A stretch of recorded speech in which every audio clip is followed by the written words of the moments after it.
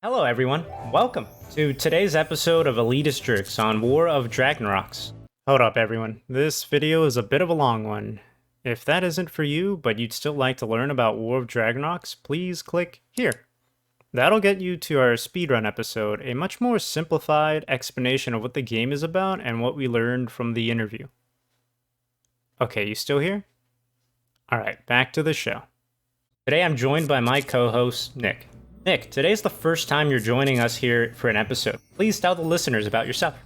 Hey, my name is Nick, also known as Miri. Been known across many games over the better part of 8 years under that IGN. Done a large variety of gaming from very early on in my childhood, starting with, of course, like console gaming, NES, Sega Genesis. Elementary school, I started playing a game called Magic the Gathering. It's a collectible card game. Played that through most of my elementary, middle, high school. Eventually qualified for the Pro Tour for Magic, which is like their major like professional scene for the card game. Later on taking a position as a tournament judge for those events. My PC gaming, for the most part, read parallel with a lot of my card gaming, starting with Meridian 59 back when I was in elementary school, which was one of the very first MMOs, continuing through EverQuest later on. My love of the genre spanned years now. I mean, it had never stopped, really. Continued on Vanilla WoW, ArcAge in 2013, BDO, and most recently, both New World and the re-release of Wrath of the Lich King. I started streaming with New World at Twitch TV. Now I'm hopefully got a regular position here as co-host on Elitist Jerks. We're joined by Josh Caba, creative director of Triune Studios, the makers of War of Dragnorox. We'll be talking a bit about the man behind the game, the setting, and themes around War of Dragnorox, and the unique mechanics that make the game something that you should keep an eye out for. Before we begin, I want to warn listeners that we began this interview with a harrowing story from Josh. One that could have been a much bigger tragedy. For some, it was. So before we get into your game, I actually wanted to know a little bit more about you, if that's okay. Yeah, absolutely.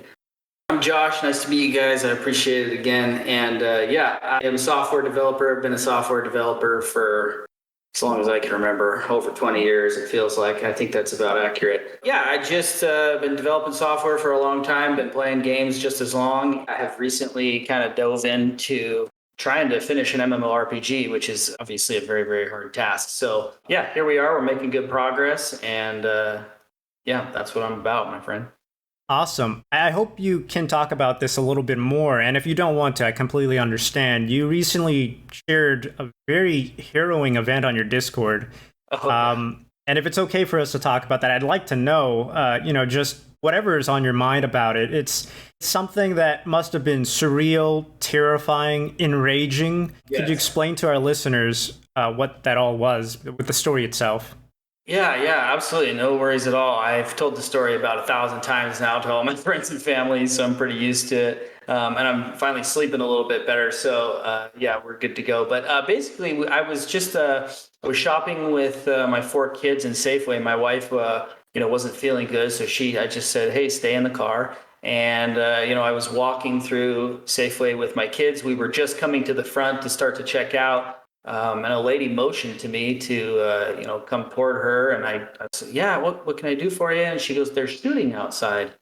And, she looked obviously a little panicked herself and wasn't in that mindset at all. And as soon as she said that, I just hear boom, boom, boom, boom, boom. Unfortunately, there was a guy who had just shot someone at the other door. And it was terrifying, honestly. And so I looked at my 4 kids, and I just said, "Run." They started running toward the back of the store. And honestly, it's one of those things where I just really just thank the Lord for his grace and provision in my life and protection for my family that day, because it was one of those things where, we had all been separate within the store. One kid was getting chocolate chips, another kid was getting French bread. They're old enough to kind of go wander around and pick up stuff and help out with that. So yeah, we had all literally just come back together about 30 seconds before that. And so, yeah, the first shots rang out and we started running to the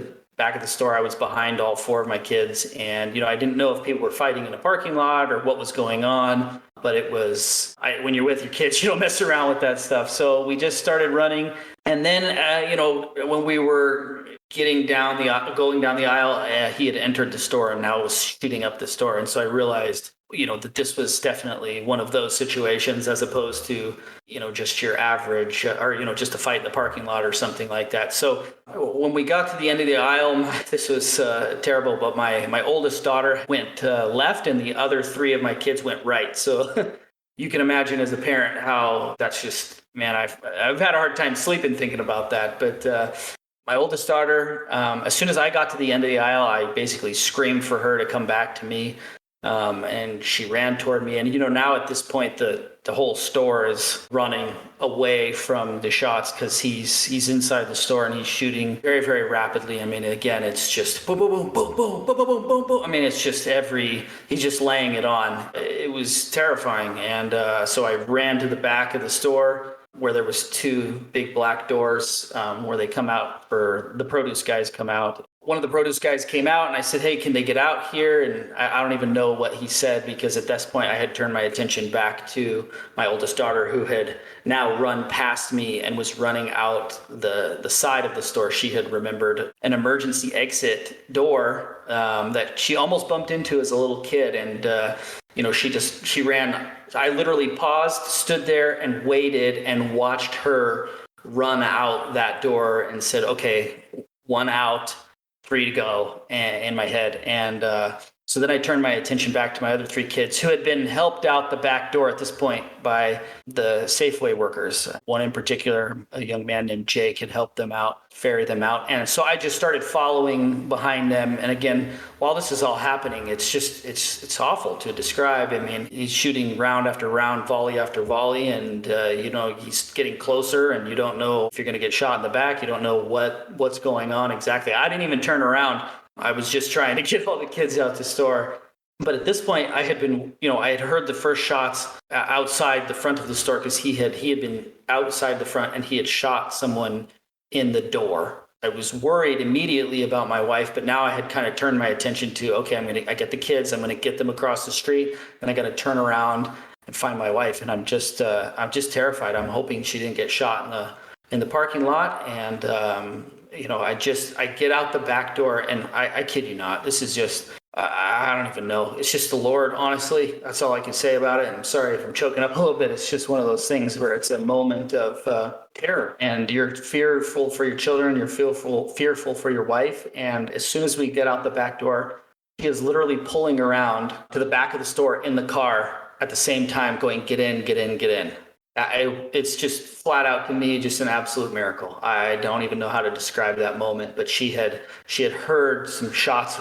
She had heard his original shots, which were actually next to the store. He had shot through the windows of another store and kind of gave people warning. And that's how the lady who told me initially, that they're shooting outside. That's how she knew they were shooting outside, because he had shot some windows out of the store right next to it before he came into the Safeway. She had jumped in the driver's seat and tried to figure out what was going on, and people were saying, "Run, run! He's in the store."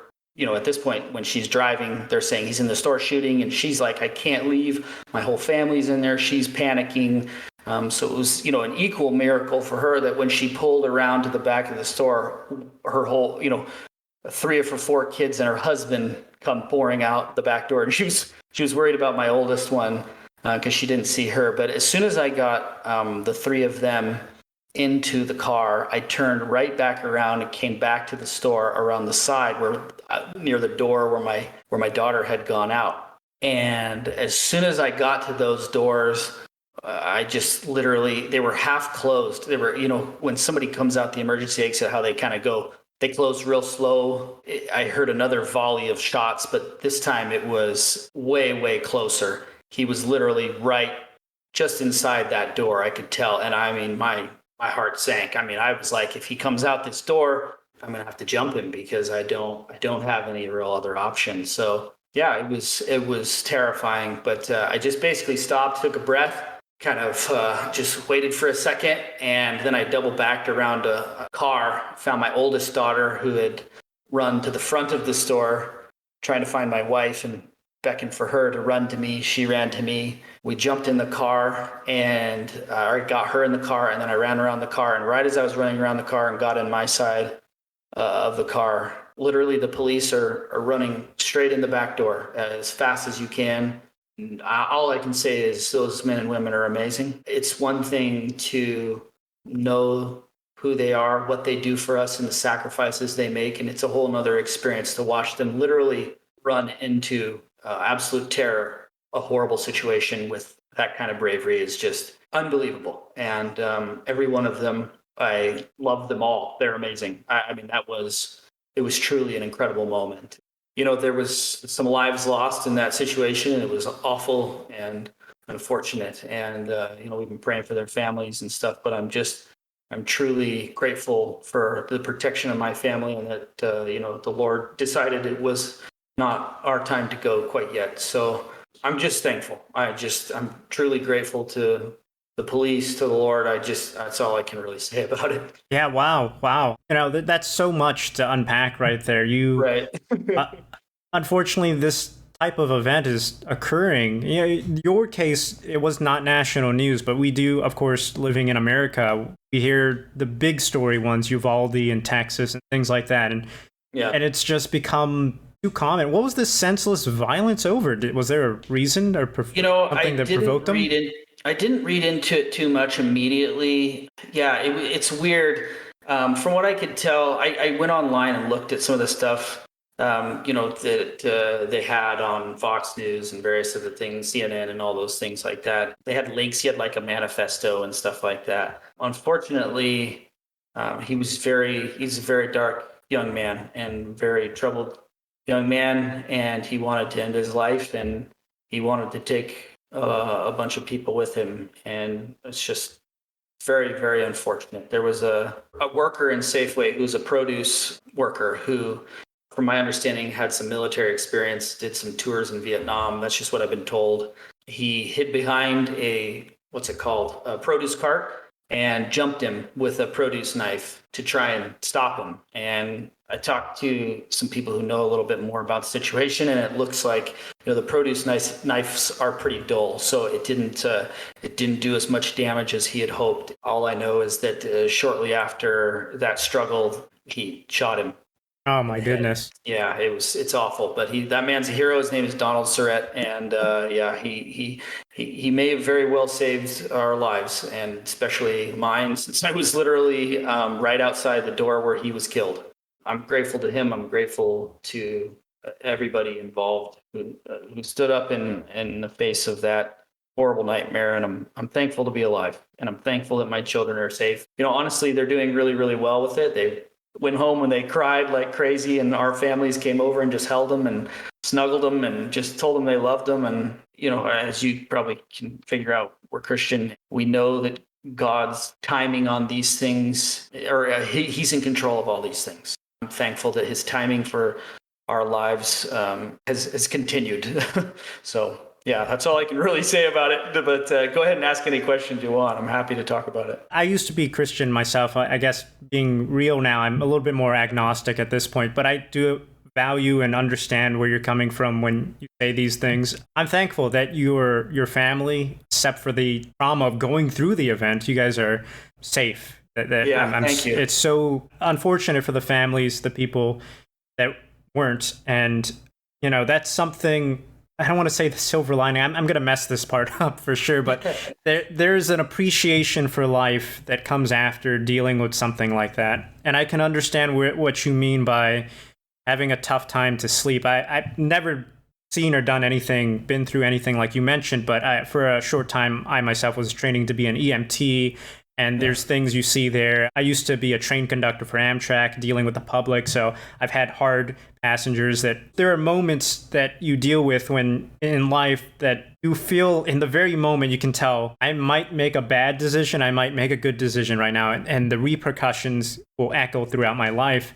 And that is something that pushes people to either move, like, you mentioned going to the left for your eldest daughter or the 3 other children, and things like that happening in real time. I can appreciate that insane, incredible moment, that what you've been through. in the sense that most people, hopefully, luckily, a lot of people won't ever have to go through that. But I feel like there's a little bit more sharpness to the rest of your life, to a little bit more appreciation. Hugging your children is that much sweeter. Yeah, it totally is. Absolutely. Yeah. It's just, there's no words to describe it. I've thought about death a lot. I mean, that's why I believe in what I believe, and I've thought about it a lot and I've processed a lot, but I've never actually looked it in the eye like that. It's super weird. It's super horrible.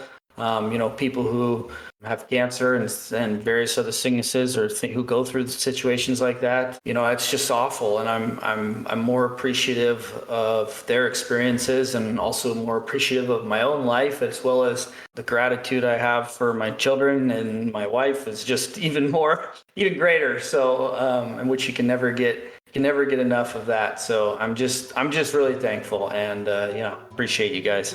Well, talk about an icebreaker. This is some heavy stuff, but let's get back towards more about the game now. I want to know a little bit more. If you could tell us and our listeners about any particular details you feel worth highlighting about either your education, maybe working in game-related companies or projects in your past, or you and your employees.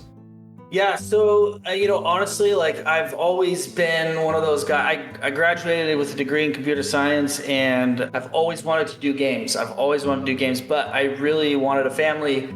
And at least at the age that when I had to kind of make a jump into game development after I graduated or just kind of a regular corporate job, it was companies like EA who were working people to the bone 90 hours a week or whatever and crunching for 6 months. And I just couldn't do it. And it broke my heart, but I just could not commit that level of intensity when having a young family. So yeah, I just kind of put that on the back burner and have been developing software, all sorts of software ever since then. And then, probably 6-7 years ago, I believe it was, they started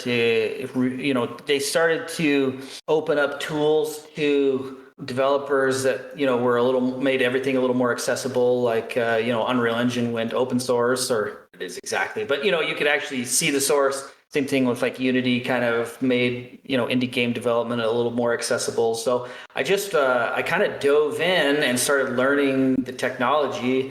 And yeah, I've always wanted to build an MMO. I've always dreamed of building an MMO. I played MMOs. I played EverQuest when I was 13 years old and loved every moment of it. And so I just kind of dove in. I've just been kind of ever since that point, just kind of slowly building up on the technology, slowly recruiting other people to help out. And we're at a point now where we're kind of getting to a point where things are going to be playable soon. So we're just working hard now.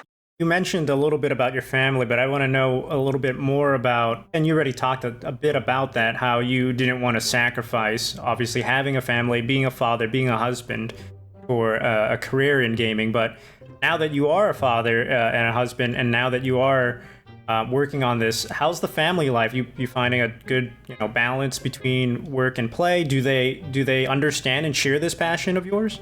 Yeah, so my wife thinks it's just ridiculous, that a grown man is making video games, much less, playing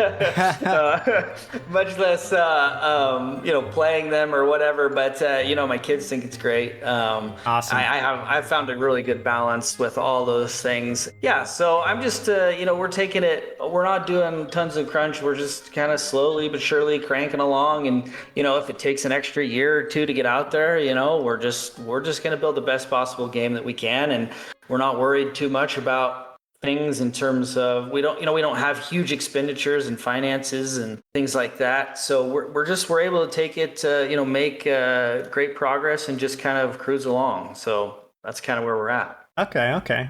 So War of Dragnorox, we know a tiny bit about it. Nick and I, we had about a 10-minute trailer with you talking about it and some gameplay. But How did the idea for this game come to you? What was the very moment or event that inspired you to go, I'm making a game? When was that turning point? When accessibility opened up on especially Unreal Engine, I felt like, maybe this is more possible than not. And then I started working on kind of a first-person shooter game, but like a little bit different than that. That's another story. But I started working on a game, and like all developers, you're like your ideas grow and grow and grow, and then eventually I just said, well, I actually want to build an MMORPG. I've always wanted to build an MMORPG. I'm just going to start and see how far we can get and see how it goes, and then just kept having the passion to do it, and we're at a point now where it's like, wow, well, we might actually finish this thing and get something out there. And so yeah, we're just excited to hopefully push it through to the finish line.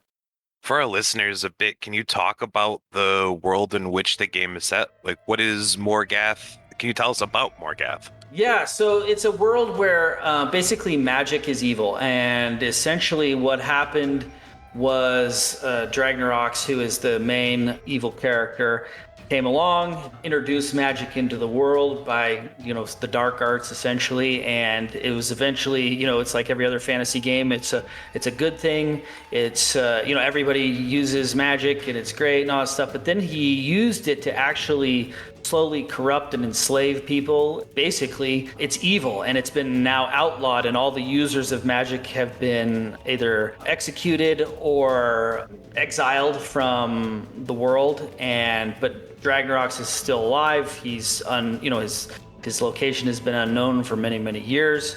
Now he's basically coming back and is basically trying to wipe out everybody and take over everything. And so basically all players are on the good side. They will not be able to use magic, which everybody is obviously, like, a lot of people freak out about that. And I'm like, don't worry guys, it's basically more into the lore than actual gameplay. It's going to play a lot similar to kind of vanilla WoW or original EverQuest type of gameplay, where it's tab targeted combat, and basically there's going to be plenty to do and plenty to see. And the world is vast, it's huge, it's awesome. There's secrets everywhere. There's all sorts of different caverns and secret areas and rooms and walls and bridges, and it's going to be cool. But the main thing we really want to do with the world is continuously run events and make things very, very dynamic. So that's where the DM, the dungeon master type gameplay comes in. Is every day we want you to log in, and basically there be stuff to do, events to see, dragons to kill, or whatever that looks like. So you talked about a little bit about your inspirations, EverQuest, Vanilla WoW. Any other particular specific MMORPGs like you're pulling inspiration from, like your setting fantasy lore, like Salvatore and of course Tolkien and Jordan and stuff? Any of that you can touch on? Yeah, I mean, obviously Tolkien has influenced all of us to an immense degree, and his world is awesome. So a lot of that is obviously in there and involved in the inspiration. But specifically, I would say EverQuest, original EverQuest, the kind of the Project 1999 through the Velius era of expansions, Vanilla WoW. And Star Wars Galaxies is actually somewhat influenced it as well, especially on the crafting side of things. I was a droid engineer who played Star Wars Galaxies. So I would say those are kind of the three big main ones that have really, really given us inspiration. So one of the things when you go to warofdragnorox.com, your website, one of the big things is the site talks about dynamic warfare. Can you touch on what your view of dynamic warfare is? Yeah, so it's kind of a cool new system that we've kind of come up with. But basically, there will be dungeon masters, DMs, running different events throughout the game during all hours. So essentially, you'll be like running down a dungeon hallway, and a dungeon that you're very familiar with, and all of a sudden the passage that you normally go down is blocked off, but a whole new one has opened up. So then you'll go down that one, and you may or may not have ever been down that one. Or there will be some sort of a portal where you click into and you go to a new area, or there will be some sort of an event like, hey, I'm not a script writer or an author, so forgive my lack of ability here, but basically it would say something like, there's a rat invasion within this dungeon, prepare yourselves, and then waves of rats will come around the whole dungeon and start trying to kill everybody, and it'll be this like mass chaos. But in the midst of all those things, and in the midst of taking new roads and adventures and different events, there will be lots of reward in completing things or staying alive or whatever that looks like within the event itself. So it'll just be very dynamic. And, we want it to basically be like every day you log in, there's something mysterious that could happen. There's something that could potentially go wrong, or there's some event that you've never tried before happening. And that's kind of really the end game goal is, we want everybody to be able to log in at any time and experience something new. And we're trying to avoid stupid things to do that, like daily rewards or whatever those things are. We're just trying to avoid all the like gimmicks, so to speak, and just make it actually fun and actually have some meat into getting people to log in all the time. We're not trying to gimmicks to do that. We don't have any microtransactions or anything. We're just trying to make fun gameplay. So we took those ideas of like, daily rewards and daily login rewards. We don't want daily login rewards. We want you to just join into the fight and there's something crazy going on right now. You know what I'm saying? Absolutely. I can appreciate that for sure. I think I didn't play Arcade Unchained, but I played BDO, and that's a very grindy MMORPG Korean game. And I didn't think it could get worse or really that much better in some ways. I have to admit, like, the grinding was a lot, but it was at your own pace, right? But then Arcade Unchained came out, and then I saw the community around that. It was like, okay, there is something worse than having a really high grinding ceiling. It's called compelled grinding, and it's kind of touching on what you just mentioned, like daily logins and do your dailies and weeklies, and it was so much. All right, so you talked about Dungeon Masters a bit. Like, for our listeners, can you explain what is a Dungeon Master? Yeah, so right off the bat, it'll be staff. It'll be us staffing the actual, it's like a GM basically. It'll be very controlled, very specific, very, there's not going to be advantages given to people or whatever. We'd eventually like to open that up to players, people who are interested in DMing, but we're going to start out, we're going to do it with staff. And then we'll figure out how to put in the right controls, how to put in the right barriers to making sure that things aren't used or abused or people aren't favored or, anything like that. That's really the goal. And all of these people who become DMs will be vetted and, they will not have characters on the same server that they play on and, various other things like that. And it's likely that we'll make it so that you can only DM. If we come to that, you will not be able to actually play a character in any part of the game. So, but those are details that we're still figuring out down the line, but at first it'll be definitely staff and there will be heavy rules around it. Yeah, absolutely. You kind of tackled our next question, actually. Yeah, actually kind of balled it all into one. That's just amazing. The one thing that me and John talked about a bit when we were kind of looking at War of Dragnorox is like the scalability of the Dungeon Master role, right? So say you hit your release date, it's time, you're all in. Say there's 500,000 people who are ready to play your game. Like, how do you handle that from the Dungeon Master's side with the size of the player base? Right. Have you thought that far in? Yeah, no, we have. We're not fools. Like every MMORPG that's ever launched, including Blizzard, it's like a many billion-dollar company has problems and has a hard time scaling up right away. And the reality of the situation is we just know we're going to have some of those problems, and we're doing everything we can to make sure that as many people can play as possible, and that we're going to have as many events kind of ready to go and things buckled down as best as we can possibly have them. I'm hoping that's a problem that we have, and if it's not, honestly, like, we're going to have tons of stuff. Like it's basically, there's a dynamic nature to it too. So it's not like everything is pre-scripted. It's very, you can change stuff on the fly. You can do different things with the system that we're building. So, we'll see how it goes, but I think people will be really pleased when they're able to join the game and see what they can do and what's happening. I think they'll be excited. I really do. I really want fun events that happen all the time. And I want people, like for instance, myself, like I play some Project 1999 still, EverQuest. And like, if something isn't like, if there's no like dragons in window to spawn for the day, it's just like, oh, there's nothing to really do. And that happens all the time. So I'm just like, that's the type of stuff I want to avoid along with the daily stuff. Like, I don't want to force people to log in. I want you to be excited to log in. Like, you should be like, this is a bad way to say this, but you should be like out with your friends and you're like dying because you're like, there's something going on. And I'm like, oh man, I got to get home. I want to play, I'm missing out on this stuff. So I don't know. I think that's a good urge to have. I like that. Yeah, for right, sure. Right? Like, I don't want it to be like, oh, I gotta log in so I can get my gold coins for the day so I can eventually afford some stupid cosmetic. Like, that's just stupid. Like, I want you to really want to be in the game because you're missing out. Hello, everyone. John here, and I wanted to take a moment to thank you for listening. Today's episode is being sponsored by you guys. Here at Elitist Jerks, we're just getting things started, and we're glad to have you along for our maiden voyage. To continue making more episodes like this one today, we just wanted to let you know how impactful your input is.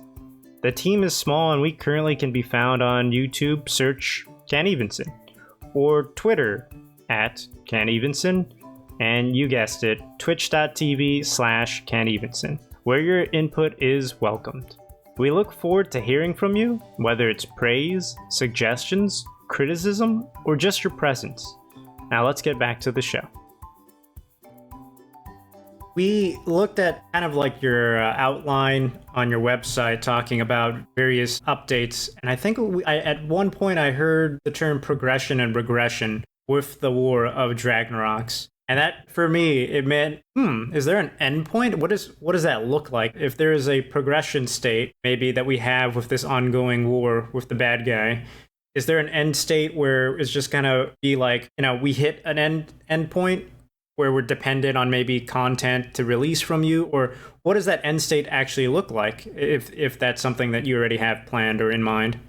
Yeah, so I think it's more of a dynamic part of the events as you progress within the server itself. Like, let's say there's a siege that takes place. If your server defeats 3 of the 4 sieges or something like that, this new area, new continent unlocks. That is basically what we want to do with all expansions. We want expansions to be earned by the server itself. So, your server may unlock an expansion before another server. So those are the type of things that we're talking about in the progression and regression. There may be areas where you get locked out of, or there's things that you can no longer do because, let's say, you failed all of the different sieges that happened upon the main large cities. Well, okay, now you can't go into a couple of those places, and it complicates your life. Maybe something else opens up instead. And this dynamic nature that we're really trying to craft into the server or into the game, so that there's no servers are the same, no day is the same, no person is the same. Everybody's fighting for different things and fighting in this war,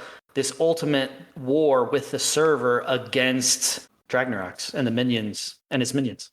I like it. Man, the more you talk about it, I really am a fan. You talk about playing EverQuest. I think we're probably roughly the same age. I'm 32. Perfect. When I was 36. Okay, we're close. When I was a kid, I remember watching my cousins play MUDs, and I got into them actually as I got a bit older. I actually still recently play a hardcore MUD called Durus. I don't know if you're familiar. I'm not, but that's awesome. I love those. Yeah. I believe it actually is related to where Brad MacLeod got a lot of inspiration for EverQuest. He played, I believe, Sojourn, which is like their counterpart, a more PvE centric one. I can appreciate a lot of the stuff you're talking about, the dynamic, the hardcore elements, going away from gimmicky monetization and daily logins and all of it. I hope that there's enough of a population out there to support you guys. I think there is. Honestly, here's the situation. I don't even worry about that stuff because ultimately you guys and I we're just gamers and we like the same stuff. We don't want to pay for cosmetics. We don't want to, if we show up with a flaming sword, we want to be able to show it off and be like, yeah, I killed this thing and got this, and I don't want to log in because I have to get some data. I mean, it's just stupid stuff that we're like, everybody hates that stuff. Yeah, no, I'm right there with you. This mainstream has gone too far with we're fighting with each other with our wallets these days and not playing a game. It's like, we just wanted to play the game. Like, literally, if there's 1,000 people who enjoy this game, great. Our overhead is not high. We can support a population where there's not that many people who are logging on, or we can support a population where a lot of people are logging on. Obviously, that's more ideal, but we're like, hey, we're a group of guys and we want to play this game. We're making the game we want to play, So ultimately, we're just excited to do it. We're excited to and events are going to be huge. Some of these game companies, especially these days, they run like a Halloween event, for instance. wait until you see our Halloween event. It's going to take over the entire game. I mean, it'll just blow your mind, the stuff that we're planning on doing. We're here to make the game that we want to play. We don't have all this need for high levels of finance. We don't have to do microtransactions. We don't have to do a lot of these things to support ourselves. We're just a group of guys just trying to grind this thing out and get it done. You mentioned Sandbox, and so Nick and I have played quite a few sandboxes now. Albion, ArcAge. I can't help but feel it's become a tagline that a lot of MMOs like to slap onto their own game. I don't know if Lost Ark calls himself a sandbox. I know for sure BDO does. And I know for sure in my heart of hearts that is not a sandbox. What do you define a sandbox as?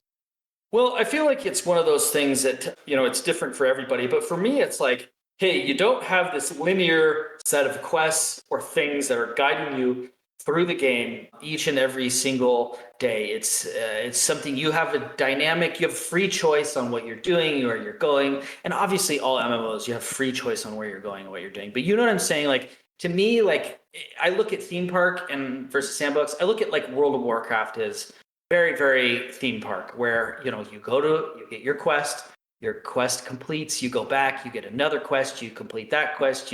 It's a very linear progression that you're supposed to do and supposed to have, and addicting. I like it. There's nothing wrong with that. We wanted freedom. So like part of our dynamic gameplay flows into that. So if you go in, let's say you log in, you don't want to continue just your normal quest line that every other person has done the whole thing. What we want you to do is go find a group. Now you're fighting out of, again, a rat invasion or whatever, and then somebody dies and you're like, oh, we got to make sure we get this guy's body and we got to get everybody rezzed, and the rat invasion's still going and you're trying not to wipe, and eventually another group comes over and helps you guys out, and you're all fighting rats, you're all going crazy together, you're just having this unique dynamic experience that isn't just a regular, like, oh, go through this dungeon and kill this boss or this named mob who spawns in this exact location. It's just something totally different, because then the next day you log into another place and instead of a rat invasion, there's a siege going on and you have to defend the castle. And then the next day you log in and there's a dragon who spawned halfway across the world and you need everyone to go kill it. And then by killing him, all his friends got mad and now they're invading this area of the world. And those are the type of things I'm talking about, where it's like, you don't know what's going to happen. You don't have there's no scripted event that you're just supposed to go through that you can just Wikipedia and just go, okay, here's where I'm going to go and here's what I'm going to do today. True. I'm just going to log in. I like that mentioned right there. Yeah. So much of gaming is now YouTube, the guide that does this for me. Right. We're just trying to avoid that, you don't even know what's going to happen. You may find a secret passage that you had no idea existed that actually has never been opened before, and you also just got a piece of loot that literally there's only one in existence in the entire game, and you don't even know what it is exactly. And those are the type of things that we're looking for.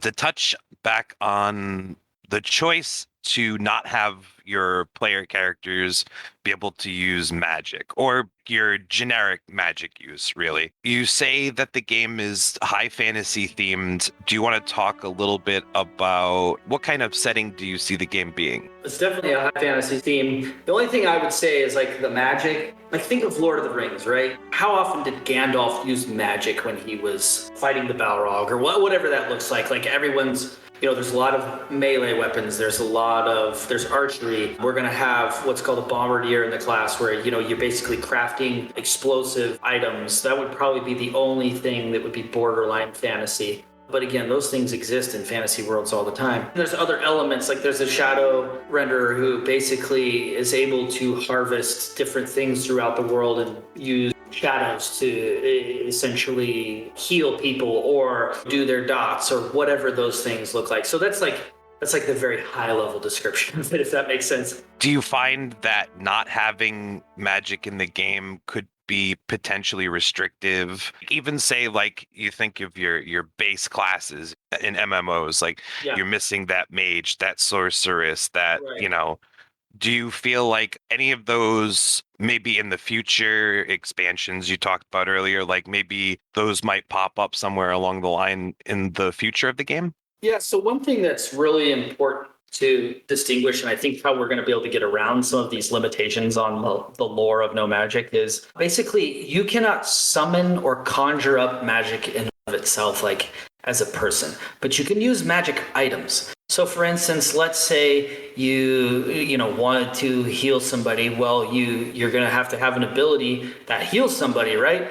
But to do that, you're going to have to craft a stack of like bandages or a sword that has the ability to perform magic in and of itself. But you yourself cannot. We're still in the midst of like figuring out how each of those mechanics works for each of the classes. But basically, I think we're going to be able to do it between, being able to craft items, being able to use items, and having the classes that we have. And I think it's going to be similar to a regular MMORPG or an RPG where you can do things that are magical. You just can't, for the lore purposes, you can't yourself summon it, if that makes any sense. I think that makes sense, especially with your parallel with Lord of the Rings. You brought up a good point. We know that there's magic in that, a lot of magic, but it's usually imbued into something else, or we don't see it all that much, but it's there. Exactly. Like Saruman looks into the future, whatever, with the Palantir. Well, we would have a Palantir if we wanted to do anything like that within our game. He doesn't cast some spell to look in the future. He has an actual item.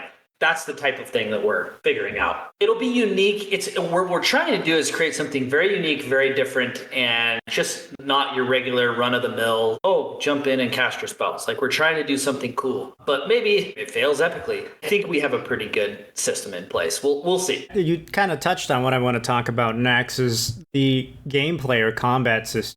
How firm is your combat system at this point? Is it going to be tab targeting? Are there elements of action combat, as the kids would call it? This particular topic, I feel like, is a huge, not even wedge isn't, or controversial isn't the right way to put it, but it is a determining factor I see more and more for game players, especially the younger crowd. They kind of have become addicted almost to action combat. And then tab targeting, I think, gets a lot of flack. But what is War of Dragnorox's take on it? Our heart of hearts is like, we love tab targeted combat, just straight up. But we have to improve upon the previous generations of tab targeted combat. There needs to be more involvement, more excitement, more skill involved in that. And we're working out the details of how that's going to look. I think in the future, we'll have better announcement about how we've modified tab targeted combat. Okay. I think that sounds like you're pretty firm on the tab targeting. I like the challenge that you guys are going to try to improve on. I mean, Nick and I are playing World of Warcraft Classic again, so we're not opposed to tab targeting either. I can just see that, especially for, playing BDO, playing New World, Lost Ark, MOBA games, the skill shot, these things are highly influential and have carved out almost like a subculture within MMO, where a lot of, again, younger players or just players who appreciate the action combat, they almost have hit that point where if that's not in the game, they don't even consider it, unless the game's that good. I mean, it almost sounds like the entire debate of like if graphics make the game or if just good gameplay makes the game.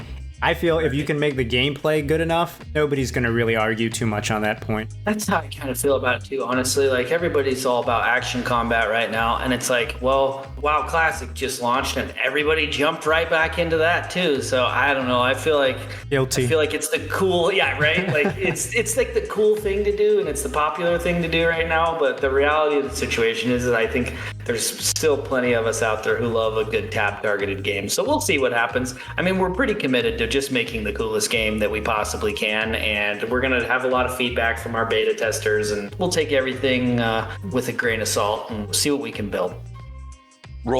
Defined roles like tank, healer, DPS, supports. Are there going to be defined roles in War of Dragnorox? Yeah, I think we have the Holy Trinity. You're going to need your DPS, you're going to need your tank, you're going to need your healer, you're going to need a puller, we have kind of our utility classes. We have pets, we have pet classes, we have healer or buffers, we have all sorts of DPS and different things that each class can do really, really well. So, I think we fit into the mold pretty well with the Holy Trinity with the support roles involved as well. So we were watching some of the videos you had posted with the 2 class previews. They showed the classes having specializations. Do you want to talk a little bit about your classes, their specializations? Yeah, so I think, for instance, like a warrior is going to have, your standard tank, medium level DPS. We have Sawbones, which is a healer. We have Tinker, which is, into buffs.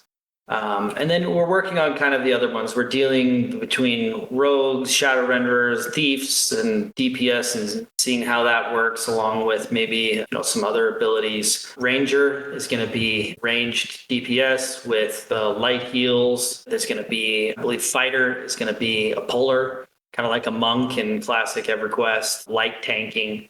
Then there's bombardiers, which are very heavy DPS, nuking level people. And then there's creature handlers who are pet classes. Yeah, lots of DPS, lots of cool things you can do with the pet. Those are kind of the main classes that we're looking at right now. And we've just been kind of playing a lot with this. Not everything is set in stone, but we're just working through a lot of the details here with combat, because it's tricky. If we're not doing magic, we have to figure out how to make it fun. If we're not doing action combat, we have to figure out how to make that really compelling and different, and also build upon the past. So we're kind of in a lot of prototype phase with a lot of these things on combat. So we had kind of a good system in place, and now we're kind of reworking it based on some feedback. Something I wanted to bring up from playing MUDs actually were some of the classes you have, the nature of them seem really old school. I like that. Are there any mechanisms that you guys already have in place, like terrain advantage, for example, like a druid in kind of the older school of Line of Thought, or their magic would be more limited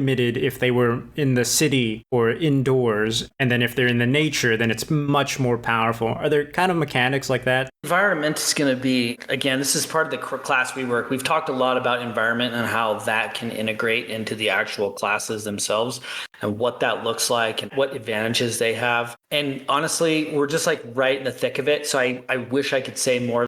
Trying to make each class, very specialized and give each particular line of talents and abilities to, have very distinct things that they can do. Hopefully we can pull it off and create something really cool.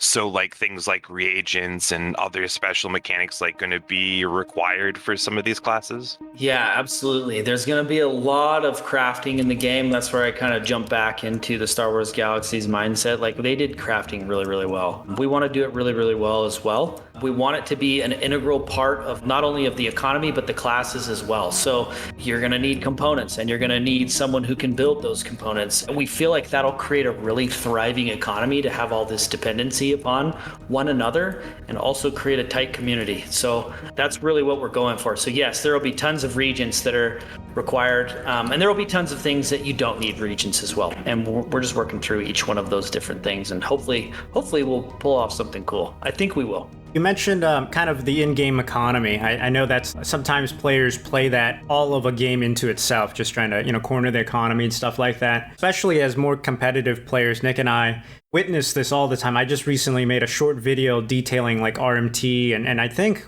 when we watched what you talked about in one of your trailers was that there would be like no auction house, no in-game map, things like this. And it just kind of dawned on me. I was like, well, in the 21st century now, gamers tend to just make add-ons, make outside resources, discords. If you don't bring the auction house, the gaming community or fans will. Is there any thought on that as far as disallowing it or trying to combat that? It's kind of going against your vision when the community's like, you know what? They're not going to have in-game maps. We'll make our own wikis and stuff. Or We'll have our own Discord where we make an auction house. Right. Like, some of that stuff is super unavoidable. But for us, we're going to do everything we can to try and make sure that our goal with this game is socialization. We really want people to group. We really want people to get to know other people, because that's where a lot of the fun out of gaming comes from, is the people that you do it with. And we want to capture that again. So we want people, we're going to have a designated trading zone, so to speak. So there's a town called Tradeport, and it's kind of in the center of the game. And we kind of envision that as being the main trading hub. Every faction can go there. Every person can go there and trade. We're going to make it so that as best as we can, it's probably going to be more easier just to go into the game and do the actual auctioning and various other things in the zone where the people are there to buy and to sell. Obviously, there's different things that people will do, Discord and stuff, but we want it to be just, hey, it's just easier to just go into the game and do it yourself. So that's kind of where we sit with it. That makes sense. When I heard no auction house, I thought, I was like, oh, okay, then obviously gamers are just going to make a Discord or a fan site or whatever. But if there's a central hub, like the main big capital city, and people are vendoring or whatever the mechanisms are, then that makes way more sense. Yeah, for the normal player, they'd do that way before they jump into a Discord or some outside source. That's how we hope it'll be. And we just hope that people will go to Tradeport. We're not even shy about it. It's like, that's the town. That's where you go. That's where people are going to be. It's in the center of the thing. There's not going to be faction guards at the place. So anybody can get in there and just sit. And, you can buy stuff from vendors. You can do different things. And people should be trading in that zone. That's what we envision. So say players start to create wikis, start to create guides, add-ons. What are your thoughts on that?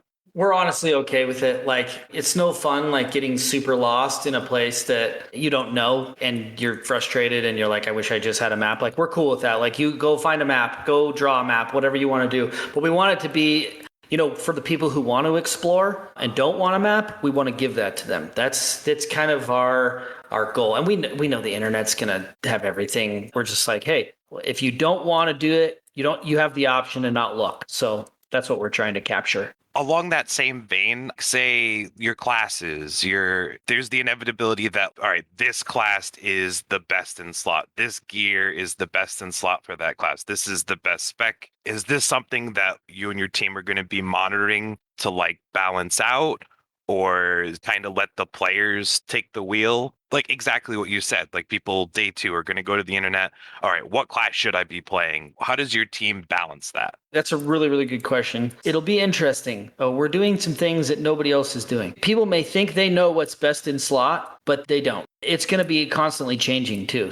And it's different for every class. There's going to be items that help you with crafting. There's going to be items that help you if you choose these different talents and abilities. There's going to be something else that helps you on this particular dragon or event or various thing like that. So we're trying to make it very, very dynamic, where there's lots of different options and there's also very different gear. But then again, we will have best in slot items for general things that need to go in there. And some of those things will be obtainable only one time. And some of those things will be obtainable only one time in the entire ecosystem of the game itself. Some of those things will be obtainable one time on a server, or we're working on unique items. We're working on rarity of items.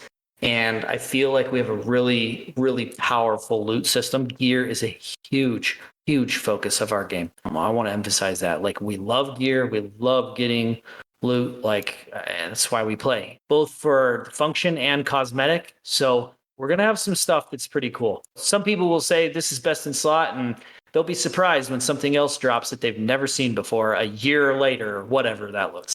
You kind of touched on this, but I want to clarify for the listeners and for myself. You shared your perspective of balancing. It sounds like, to me, you've gone the asymmetrical path. I look at balancing kind of like what happened in World of Warcraft as they continued on a lot of homogenization, right? A lot of classes started doing everything that any other role could do.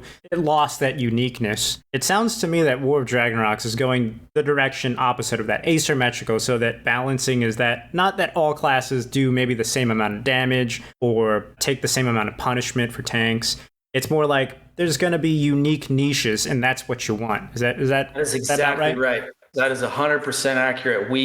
If you have a class role, you need to learn to play that role, and you will be in that role. And if you're a healer, you're going to be one of the only people who can heal stuff. You don't get good at it because people are going to need you. Yeah, so very strong roles, very defined classes. You're not going to have a warrior who can heal at the same time. So that's the short version. So the site mentions 19 playable in-game raids at launch. What are your raids, and what scope do they have in your game? I don't know why games launch like this, but a lot of games launch with no end game, and everybody's racing to the end game. So and everybody in this day and age is super good at getting to end game. So a month after a game launches, there's a ton of people who are okay, you don't have anything to kill. For us, End game is a huge focus. What are you going to do after you get level 50? Our max right now is 50. We want you to have a lot to do. We want you to have a lot to see. We want you to have many different events. It's time to gear up. It's time to choose different things that you're interested in doing and how you can contribute. And there's going to be abilities that you have that only you can use to contribute to killing, some of these raid level mobs. And there's going to be, I probably shouldn't even say this, but there's going to be areas that you need to unlock. There's other things there's going to be keys. There's going to be different things that you can do. So we really, really want a strong end game on launch because we know people are going to be ready for it in 2 weeks. So that's kind of where we're at with that. For the raids, what kind of party size? How many players are going to be required? Is there varying amongst the 19 raids? Yeah, so ideally we're looking at 40 man. We're working toward that. There's a lot of performance issues that go into getting 40 people in a small area with the amount of artwork and high level of pixels and tries that you're trying to render within that scope. And so it's complicated. We believe we can do it, but if we can't, then you're looking at 30 man or 20 man or whatever it is. But it'll definitely you're going to need a large party. You're going to need a lot of people to kill something, and it's going to be fun. Now, do you have any mechanics in mind to requirements to get into the raids? Like WoW system, a lockout system, like, okay, you've done this raid for the week. We'll see again next week when you can go at it again. Any of those in mind when making the raids? Yeah, so there will be no instances. Maybe at some point we will integrate that into the system, but if a dragon spawns, you're going to be competing against other people to kill that dragon. That's pretty much what we're looking at. Those things are going to be different. And without giving much, I hate to say this, like I want to tell you guys everything because you guys are awesome and I really appreciate you talking to me. But the end game is going to be interesting, and there's going to be a lot of different dynamics and a lot of different opportunities to kill things. And there's going to be a lot of different timers, and also you incorporate events into that. And it's going to be kind of wild. So in fact, I know we're going to have a really, really strong end game system. And I think it's one of the core aspects of our game that's going to really set it apart from other games. Now, just as an aside, I like that it's non-instant. I feel like that has taken away from games, MMOs that call themselves that, and then it's like, okay, we're on 50 different shards, we're just on copies of the world with each other, and it's like, well, what's the point? What's the point if somebody can avoid you in a PvP game by, like, this is a BDO mechanic, they'll server swap. It's like, what's the point of calling it an MMO if we're just all playing in different lobbies? It is something that has partitioned us off away from like having that shared persistent world. It isn't shared anymore. I appreciate that. I like that. It's going to be highly competitive. Honestly, like that's really what we're going for. You're going to compete against other guilds to kill certain things. There's going to be ways that we will balance those things out. We want everybody to be killing targets, no question. But at the end of the day, there will be competition, high level competition to get stuff killed.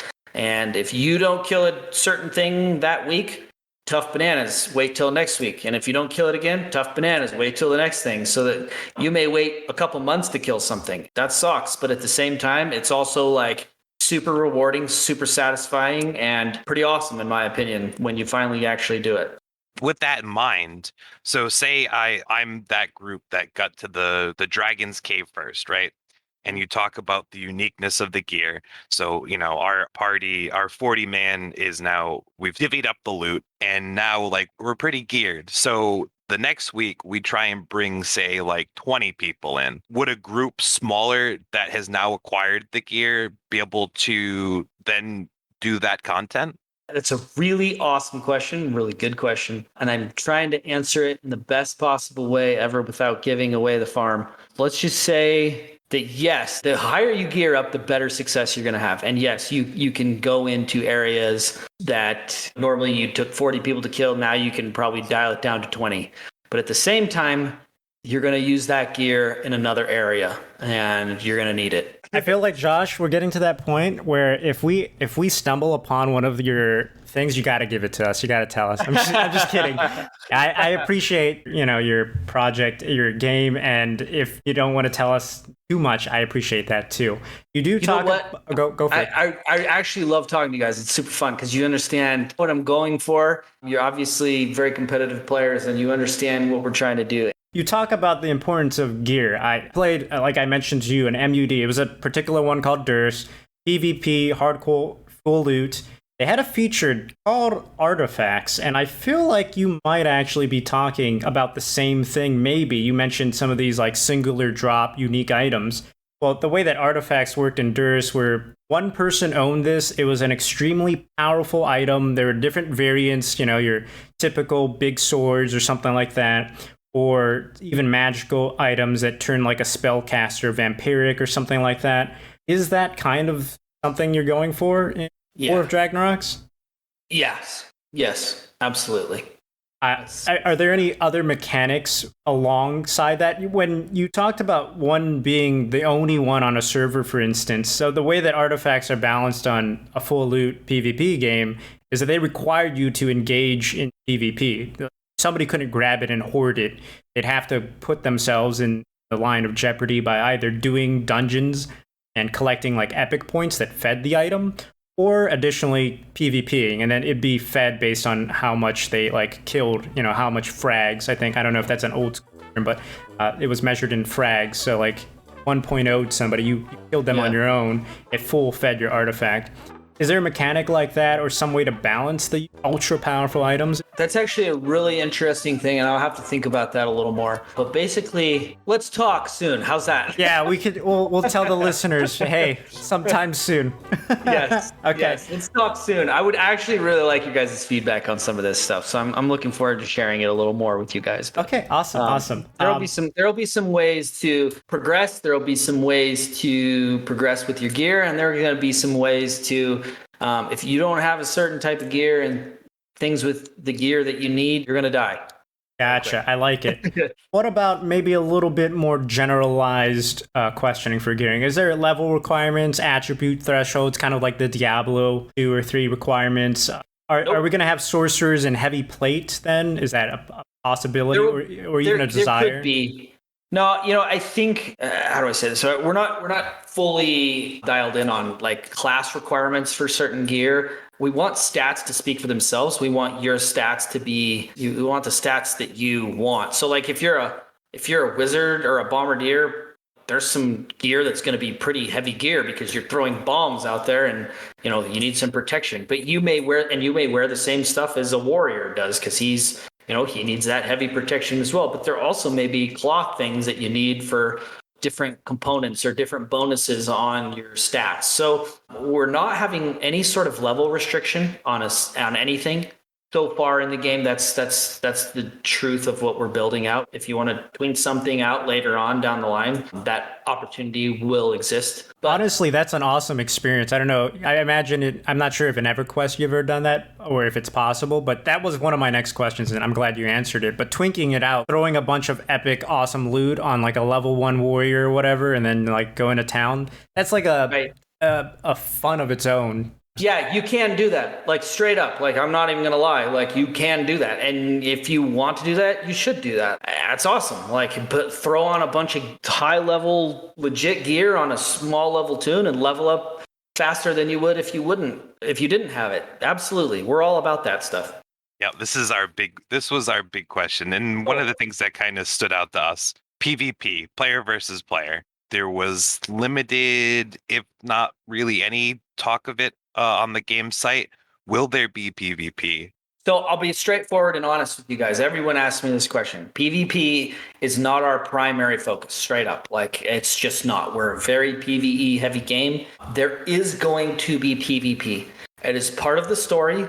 It is going to happen. And that's all I can say. How's that for now? It will be a part of the game.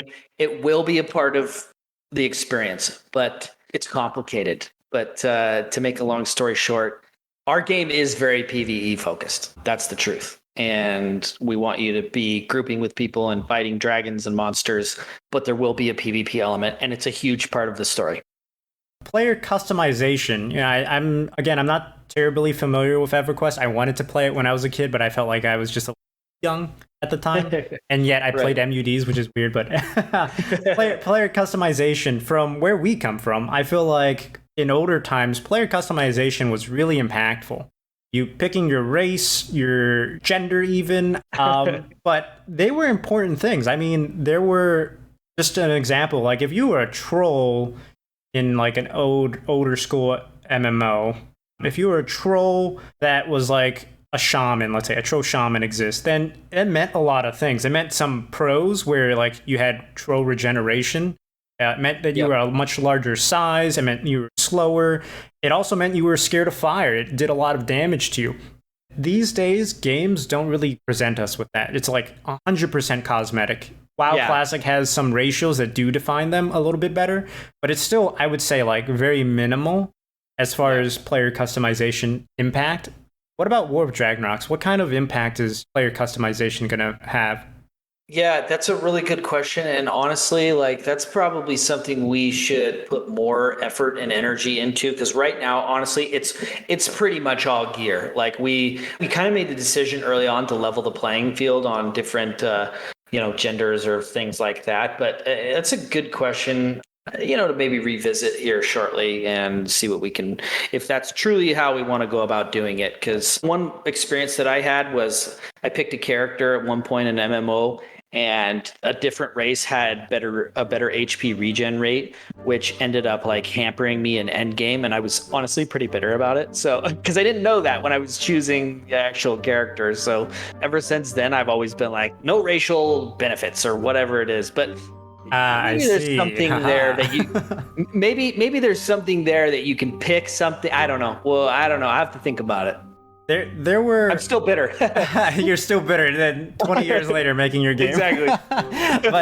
but there's definitely options to go there. I feel like it could work in your lore. I'm just throwing a suggestion out there. If that is something that was displeasing, you don't want to bring that experience back. Just a suggestion that where there could be an entire lore questline to transform races. Now that way, players could make that choice again later, going, "Oh, man, this doesn't work for my build or the gear I have. Let's go and do something." It should be costly, in my opinion, to make such a drastic change.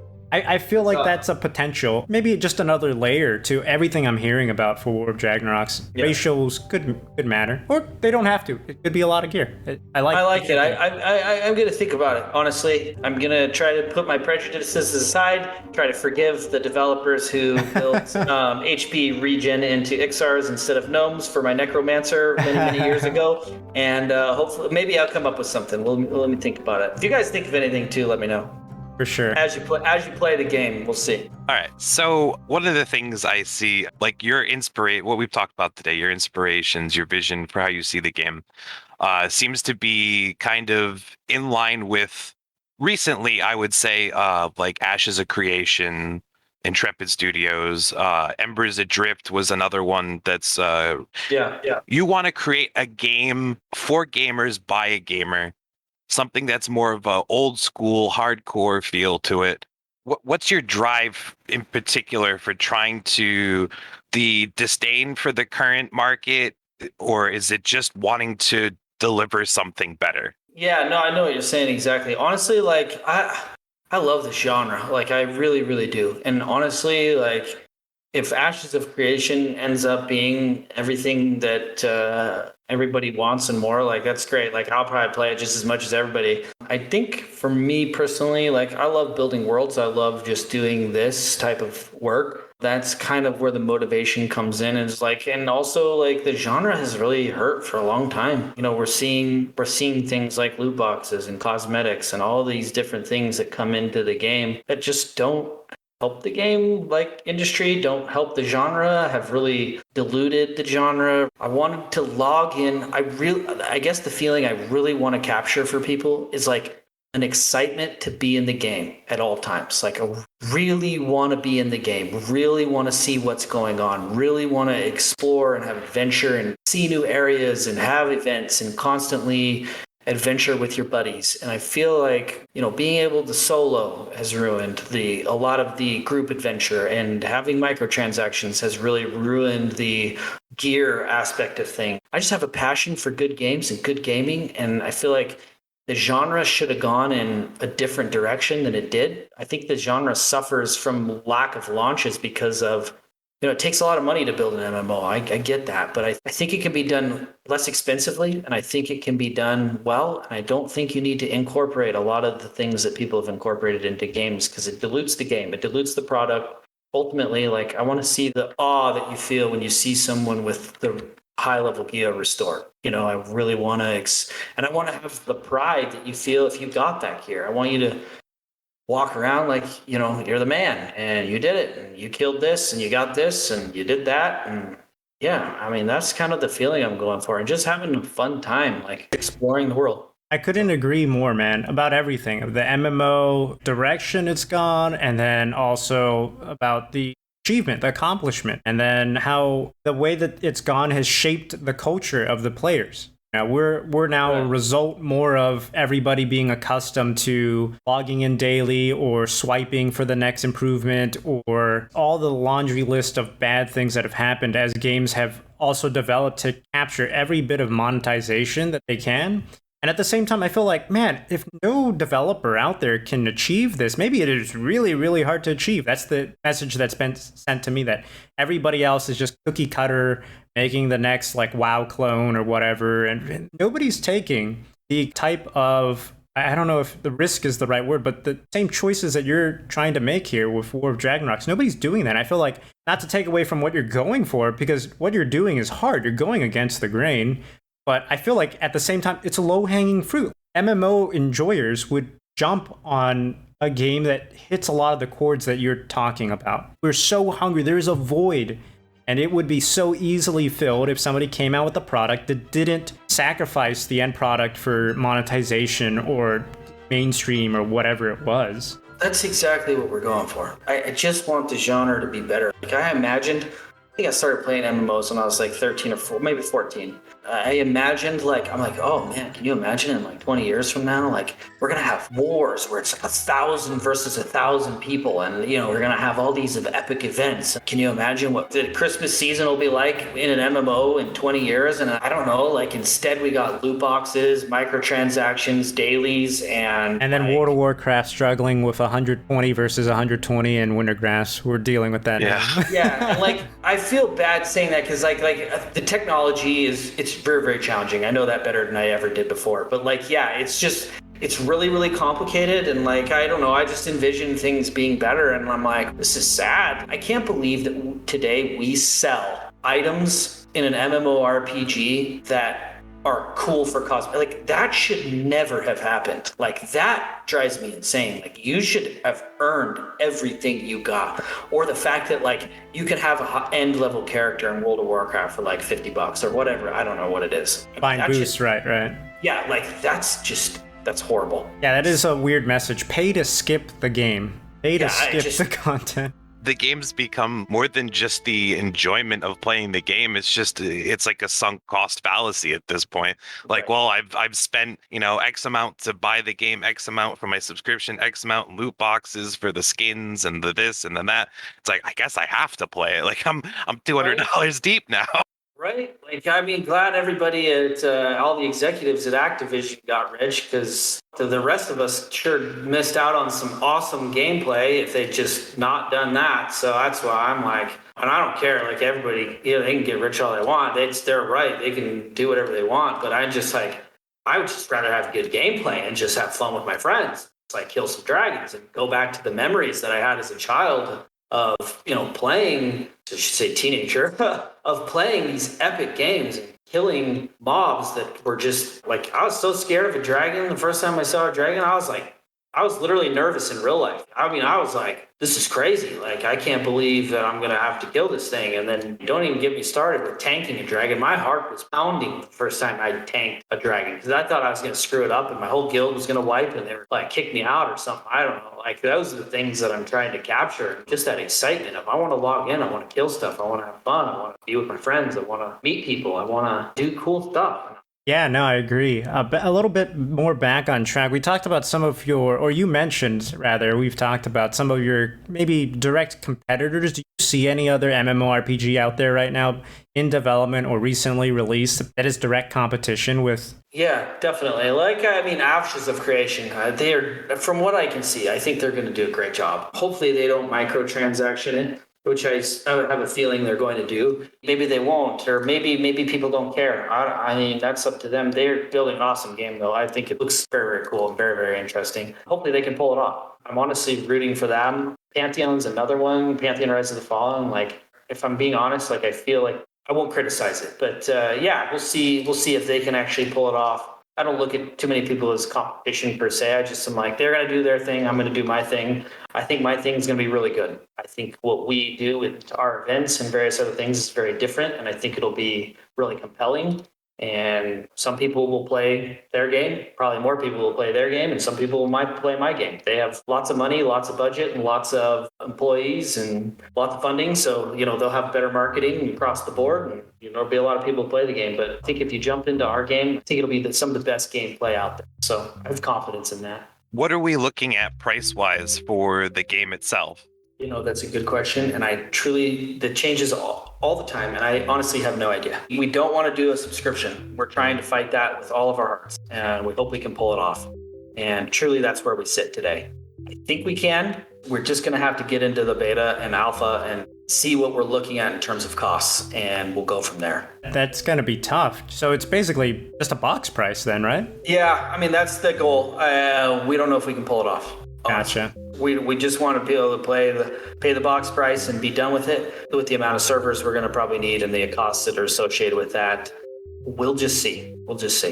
One thing I wanted to touch on, and we kind of skirted around it a little bit, was RMTing, real money trading. With the uniqueness of a lot of your gear, it seems like it could be a potential issue with the game, players creating a black market for these rare, unique items. What are your plans on combating something like this?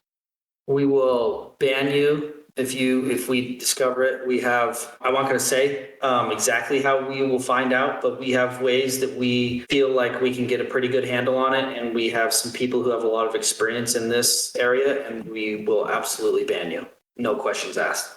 Gotcha. One of the videos I may have sent you, just to refer to myself and this recent YouTube series I'm starting, I made a video about RMTing. I'm no video game saint. I've done my own share, I would like to say years and years ago. But it is something, especially as competition elevates. I saw so much of it in New World, in Black Desert Online, even a game like World of Warcraft, where money may not be that big of a deal. Like, I don't think it's that impactful. Even people have an RMT market there. Is this something that you guys put a lot of thought into as far as trying to create mechanisms against it? You have a very clean and firm stance, ban you if we catch you. But as far as impacting development, has that come into your thought of like, oh, we don't want to change, we want to change something so that people can't RMT?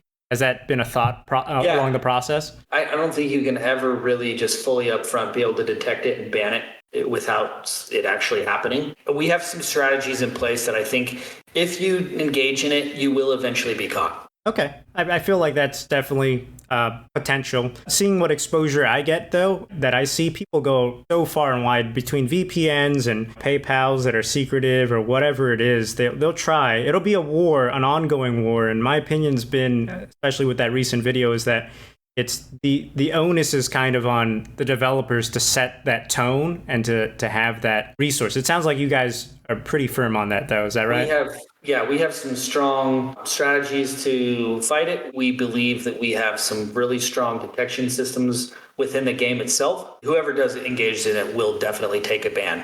Gotcha. I think we will be able to detect almost everyone who's doing that eventually. Okay, yeah, I like that. Even though I'm no video game saint, I advocate for that in the game. What I was trying to before too, honestly. Okay, good. Because I was like, oh, I hope Josh is not going to look at me now like I'm dirty. No, but don't worry about it. I've done it myself.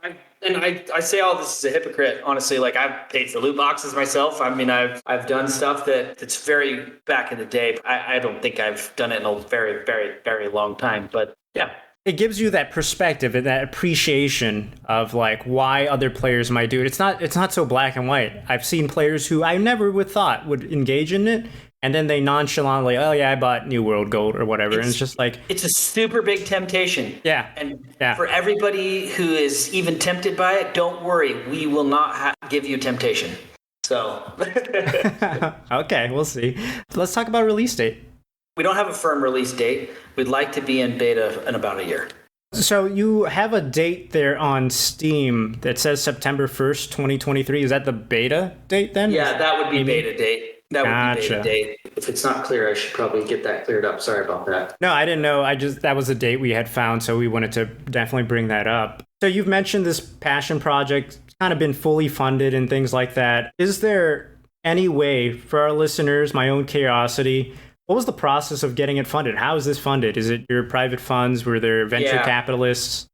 No, it's just pretty much the people who are working on it are funding it. We may go down that route, but I would like to avoid that with all my heart. We'll see. Maybe that's a possibility going forward, but we feel like we feel like we're real close to being able to finish it, but we'll see. I think we'll be able to avoid that. Some venture capitalists is kind of what I'm referring to, outside investment, but we'll cross that bridge if we get to the point where we're close, but we're not quite there. And yeah, we'll see what we can do with it. What would you like to say to our listeners and your potential fans, or if you, other people who've heard about War of Dragnorox, maybe a way they can support you or your next big dates, events? Yeah, no, I appreciate it.